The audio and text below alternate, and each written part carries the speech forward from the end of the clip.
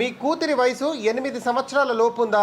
అయితే నేను మీతోనే మాట్లాడాలనుకుంటున్నాను, మరీ ముఖ్యంగా తల్లులతో. ఒక్కసారి మీ అమ్మగారిని ఒక ప్రశ్న అడగండి. అమ్మా, నీకు పీరియడ్స్ ఏ వయసులో వచ్చాయని అడగండి. అక్కడి నుంచి వచ్చే సమాధానం ఏంటో తెలుసా? 14 నుంచి 15 సంవత్సరాలను వస్తుంది. ఇదే ప్రశ్నని మిమ్మల్ని మీరేసుకోండి, వచ్చే జవాబు ఏంటో తెలుసా? 11 నుంచి 12 సంవత్సరాలని. ఇప్పుడు అసలు విషయానికి వస్తా. ఇదే పీరియడ్స్ మీ కూతురికి 8 సంవత్సరాలకు వస్తే పరిస్థితి ఏంటి? ఆలోచించడానికి వినటానికి చాలా భయం వేస్తుంది కదా. మన భారతదేశంలో చాలా మంది అమ్మాయిలకు 8 సంవత్సరాల లోపే పీరియడ్స్ వస్తున్నాయి. దీన్నే ఎర్లీ ప్యూబర్టీ అని అంటారు. దీనికి కారణం ఎవరో తెలుసా?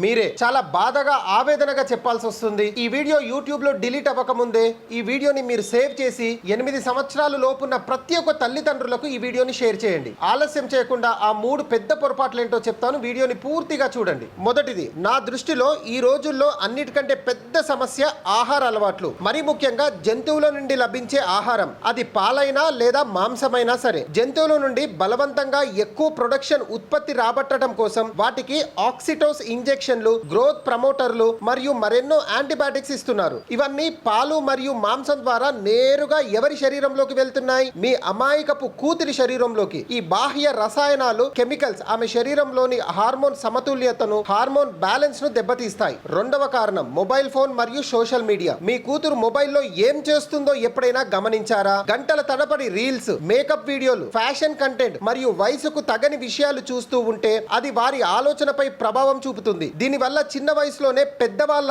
ఆలోచించడం మొదలవుతుంది. కేవలం శరీరం మాత్రమే కాదు, మనసు కూడా త్వరగా పరిణితి చెందే అవకాశం ఉంటుంది. అందుకే పిల్లల స్క్రీన్ టైం ను పరిమితం చేసి వారు చూసే కంటెంట్ పై తల్లిదండ్రులు తప్పకుండా నిఘా పెట్టాలి. మూడవ కారణం, చిన్న వయసులోనే ఎక్కువ కాస్మెటిక్స్ వాడటం. పర్ఫ్యూమ్స్, లిప్స్టిక్స్, ఫెయిర్నెస్ క్రీమ్స్, సువాసన లోషన్స్ వంటి ఉత్పత్తులను చిన్న పిల్లలకు తరచుగా వాడించడం మంచిది కాదు. ఇందులో ఉండే కొన్ని రసాయనాలు పిల్లల సున్నితమైన చర్మం మరియు శరీరంపై ప్రభావం చూపే అవకాశం ఉంటుంది. అందుకే చిన్నారులకు అవసరం లేని కాస్మెటిక్స్ ఉత్పత్తులను దూరంగా ఉంచి వీలైనంత వరకు సహజమైన మరియు సురక్షితమైన ఉత్పత్తులను మాత్రమే ఉపయోగించడం మంచిది. అమ్మలారా, కూతుర్ని ప్రిన్సెస్ చేయడానికంటే ముందు ఆమెను ఒక పిల్లగా ఉండనివ్వండి. ఇంటి భోజనం పెట్టండి, అప్పటికప్పుడు తాజాగా వండిన ఆహారం ఇవ్వండి, జంక్ ఫుడ్స్ కి దూరంగా ఉండనివ్వండి. మరి ముఖ్యంగా bakery foods, hotel foods, restaurant foods, ice creams, sweets కి దూరంగా ఉండనివ్వండి. ప్రోటీన్, ఫైబర్, గుడ్ ఫ్యాట్ తో కూడినటువంటి ఆహారాన్ని ఇవ్వండి. కార్బోహైడ్రేట్స్ ని అవాయిడ్ చేయండి. పిల్లలు ఏది అడిగితే అది కొనిచ్చే అలవాటు మానుకోండి ఇక్కడైనా.